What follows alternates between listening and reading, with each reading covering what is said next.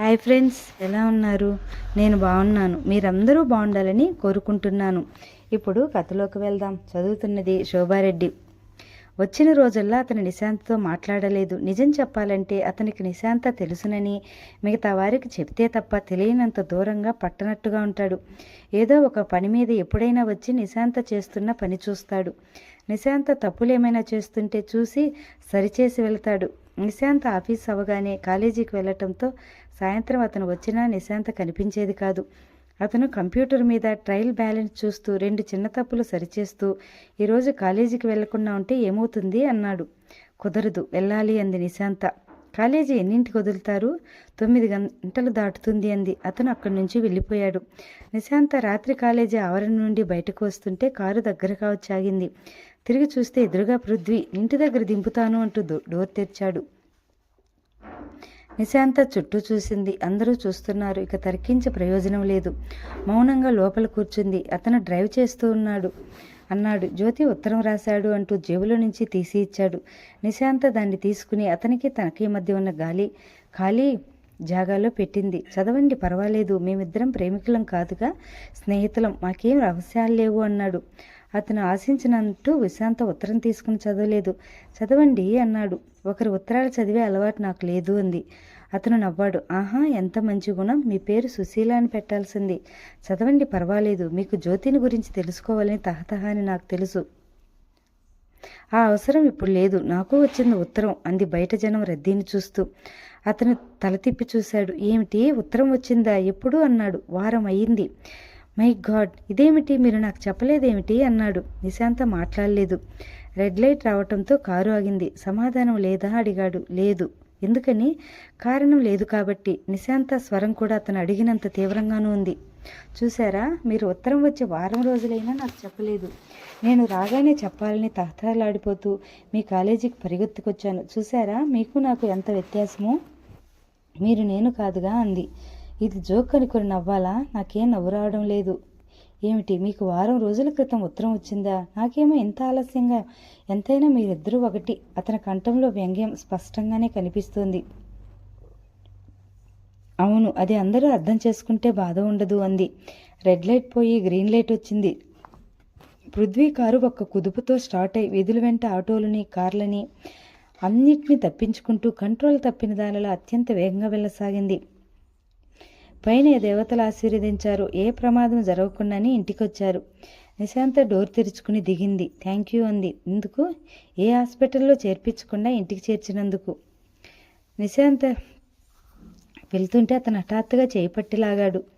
ఆవేశం, ఆగ్రహం అణుచుకుంటున్న స్వరంతో, ఈరోజు ఎంతో మంచి వార్త చెప్పాలని వచ్చాను. మీరు నా మూడంతా పాడు చేశారు. నిశాంత తన చెయ్యి పట్టుకున్న అతని వైపు, ఆ చెయ్యి వైపు మార్చి చూసింది. ఆమె చూపుల ప్రభావం ఏమిటో గాని అతను మెల్లగా చెయ్యి వదిలేశాడు. ఐఎమ్ సారీ అన్నాడు. Stop it. అది నిజంగా క్షమాపణ కోరటం కాదు. ఆ మాట ఒకటి ముఖాన పడివేస్తే ఎదుటివారి నోరెత్తరని, ఏం చేసినా చెల్లుతుందని. షటప్. అతని చరాలన కారు దిగి వచ్చాడు. అతను వచ్చిన తీరి కొడతాడేమో అనంత భయం వేసింది. నిశాంత గిరుక్కును వెనక్కి తిరిగి ఇంటివైపు పరిగెత్తింది. నిశా అతను అరిచాడు. చుట్టుపక్కల ఇళ్లలో కిటికీలు, తలుపులు ఈ అరుపు విని తెరుచుకున్నాయి. నిశా లోపలికి వచ్చి తలుపు మూసుకుంది. నిశా అతని తలుపు బాదాడు. తలుపులు తెరుచుకున్నాయి, కానీ గుమ్మంలో ఎదురైంది నిశాంత కాదు, రాధమ్మ. ఏమైంది అంది గాబరాగా. నిశాంత గదిలోకి వెళ్ళి తలుపులు మూసుకుంది. పృథ్వీ వెళ్ళి తలుపు తట్టాడు. రాధమ్మ పిలిచింది. రవి, వసంత లేచి వచ్చారు. నిశాంత తలుపు తెరవలేదు. గదిలో లైటు వెలగలేదు. పృథ్వీ తలుపు మీద ఒక్కటి తన్నాడు. నిశా, ఏదైనా విషయం వస్తే ఎదురు నిలబడి తేల్చుకోవాలి, అలా పారిపోయి కాదు. నువ్వు నన్ను అన్యాయంగా, అనవసరంగా చెడ్డవాడిని చేశావు. I hate you. అతను తలుపును మరోసారి గట్టిగా తన్ని అక్కడి నుంచి వెళ్ళిపోయాడు. ఏమైంది? రాధమ్మ లబలబలాడుతున్నా అతను వినిపించుకోలేదు. మరుక్షణంలో కారు వెళ్ళిన శబ్దం వినిపించింది. 3 రోజులైంది. నిశాంత ఉదయం మామూలుగా ఇంట్లో నుంచి వెళ్ళిపోతుంది. సాయంత్రం, రాత్రి కాలేజీ అయిన తర్వాత ఇంటికి వస్తుంది. అక్కడ ఉద్యోగం మానేస్తుందని సుప్రియ వచ్చి చెప్పగానే రాధమ్మ నెత్తి నూరు కొట్టుకుంది. ఏమైందో నాకు తెలియదు అంది. నిశాంత ఆ రోజు రాగానే ఎందుకు మానేశావని అడిగింది. పిన్ని, నా ఇష్టం. నీకు కావలసింది ఇల్లు గడవడానికి డబ్బు, అంతేగా. నేను ఎక్కడ ఉద్యోగం చేస్తానో అన్నది నీకు పూర్తిగా అనవసరం అంది. రాధమ్మ ఏడుస్తూ కూర్చుంది. ఇల్లు ఏదో ఒక రకంగా సుఖం గడుస్తుంది అంటే మళ్ళీ అవాంతరం వచ్చి పడింది. ఆ రోజు రాత్రి నిశాంత 8:30 దాటుతుండగా ఇంటికి వచ్చింది. ఇంటి తలుపులు తీసే ఉన్నాయి. పిన్ని ఏ మూలందో నిశాంత చెప్పులు వదిలి బ్యాగ్ అలమరాలో పెడుతుంటే వెనక తలుపులు వేసిన శబ్దమైంది. తిరిగి చూసింది. గుమ్మం దగ్గర పృథ్వీ నిలబడి ఉన్నాడు. అతను అప్పుడే తలుపులు గడియ వేసి ఇటు తిరుగున్నాడు. నిశాంత అతను చూడగానే నిటారుగా అయింది. నిశా అతని పిలిచాడు. అతని స్వరం ఎంతో మామూలుగా, ఎలాంటి ఉద్రేకం లేకుండా ఉంది. నిశాంత చప్పును పక్కకు తిరిగి దాని గదిలోకి వెళ్ళిపోయి లోపల గడియ వేసుకోబోతుంటే అతను వేగంగా లోపలికి వచ్చి ఆమె చేయి పట్టి బలంగా ఆపేశాడు. పృథ్వీ నిశాంతను కదలకుండా తలుపుకు నొక్కి పెట్టేశాడు. నిశాంత వదిలించుకుంటుంటే, Nisha please excuse me, I'm sorry. అతని కంఠం గుద్దెతో ఉంది. ఇది నేను నువ్వు నోరెత్తకుండా అనే మాట కాదు, మనస్ఫూర్తిగా అంటున్నాను. అతని కంఠం ఎన్నడూ లేనిది ఎంతో నమ్రతగా ఉంది. నిశా, నా మీద కోపం తెచ్చుకోకు, నన్ను అర్థం చేసుకో ప్లీజ్. నువ్వు కూడా జ్యోతిలా నన్ను అర్థం చేసుకో నిశా, ఐ నీడ్ ఇట్. నిశాంత తలుపు కానుకునింది. పృథ్వీ ఆమె నడుం చుట్టూ చేతులు పెనవేసి గుండెల్లో తలదూర్చుకున్నాడు. నేను నిన్ను అవమానించాను, నాకు తెలుసు. దానికి నువ్వేం చేస్తావో చెయ్యి. శరీరం పూర్తిగా నీకు ఇచ్చేస్తున్నాను. ఇదిగో నా తల చెక్కల చేస్తావో చెయ్యి. ఇదిగో నా కంఠం పీక పిసికేస్తావో చెయ్యి. నన్ను చంపే నిశా, నువ్వు మాట్లాడకపోవటం, ఉద్యోగం వదిలేయటం నాకు పిచ్చెక్కిస్తుంది. అతను ఇంకా ఆమెను చుట్టేసుకుని గుండెల్లో తలదాచుకున్నాడు. నిశాంత అలాగే నిలబడింది. అతని స్పర్శ అతని ముఖాన అలుముకుని తనకు అంటుకున్న స్వేదజలం అతను పడుతున్న వేదనని నిశాంత రక్తంలోకి ఎక్కించేసుకున్నట్టుగా అర్థమవుతున్నాయి. జరిగిన దానికి తాను పడుతున్న బాధ కంటే అతని బాధ ఎక్కువగా ఉంది అనిపించింది. తను అవమానంతో లజ్జతో కరకరలాడుతుంటే అతను అంతకంటే మించిన బాధతో సిగ్గుపడిపోతున్న వైనం తెలిసిపోతుంది. నిశా, నా తల అయినా బద్దలు కొట్టు, లేక నన్ను క్షమించి నాతో సరిగ్గానైనా మాట్లాడు. అతని స్వరం లోయల్లో నుంచి ఎక్కడి నుంచో ఎలుగెత్తి ఆసరా కోసం తపిస్తున్నట్టుగా ఉంది. నిశాంత నిక్షేష్టురాలిలా నిలబడింది. ఈ పృథ్వీ తన కొత్త స్వరూపం. అహంకారంతో తనకి అందరికీ తప్ప ఎవరితో తనకు పని లేదు అనే ఆత్మస్థైర్యంలో పృథ్వీ కాడితను. ఒంటరితనంతో ఎక్కడో ఏదో పైకి రాలేని లోయల్లో తచ్చాడుతూ సహచర్యం కోసం, సాటి మనిషి కోసం తప్పిస్తున్న ఆవేదన ప్రతిరూపంలా ఉన్నాడు అతను. వదులు నన్ను అంది నిశాంత. జవాబుగా అతను మరింత దగ్గరయ్యాడు. వదులు, ఎవరైనా వస్తారు, పిన్ని వస్తుంది అంది భయంగా.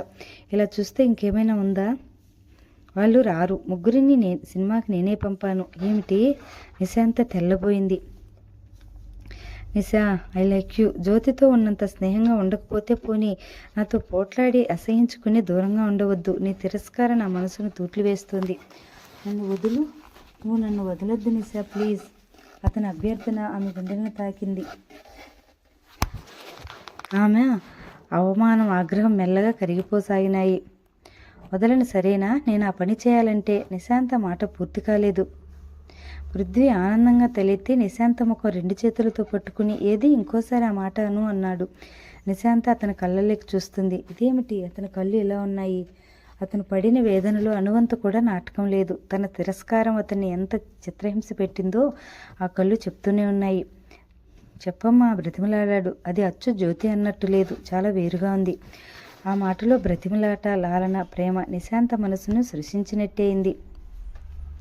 ఒక్క సెకనులో నిశాంత ఇష్టాయిష్టాలతో నిమిత్తం లేకుండా నిశాంతను అతని దగ్గరకు లాగేసి అయస్కాంతంగా లా ఉన్నాయి ఆ కళ్ళు. చెప్పవు? గడ్డం చూపుడు వేలుతో ఎత్తుతూ అడిగాడు. నిశాంత అతని కళ్ళలోకి చూస్తుంది. అతని చూపులతో ఐక్యమైన ఆమె చూపులు తనదేనే వ్యక్తిత్వం పోగొట్టుకున్నట్టే ఉన్నాయి. చెప్పు అన్నాడు. నాకేం కోపం లేదు అంది. ఆ కంఠం చాలా విహల్వగా ఉంది. అతను నిశాంతని చూశాడు. చూస్తుండగానే అతని కళ్ళు చెమ్మగిలినాయి. మరుక్షణం నిశాంత తన చుట్టూ చేయి వేసి గుండెను కదుముకున్నాడు.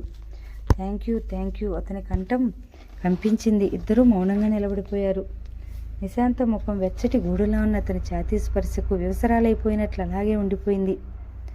కళ్ళ నిండా మగతలాంటి మత్తు. ఎక్కడో అడవిలో పూల పరిమళాల మధ్య నిలబడినటువంటి హాయి. 3